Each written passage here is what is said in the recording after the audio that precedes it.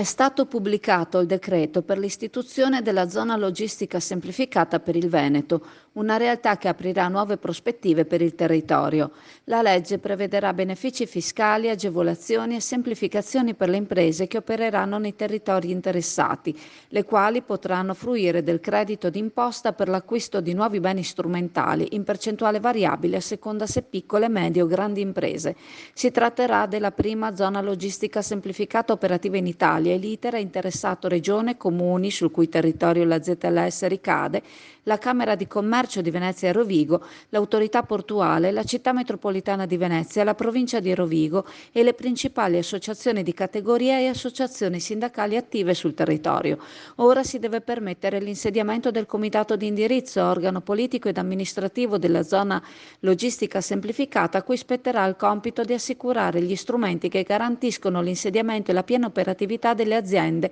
presenti nella ZLS Veneta, nonché la promozione dell'area verso i potenziali investitori internazionali. L'obiettivo, come ricorda l'assessore Marcato, è quello di attrarre investimenti per lo sviluppo economico di tutta la regione.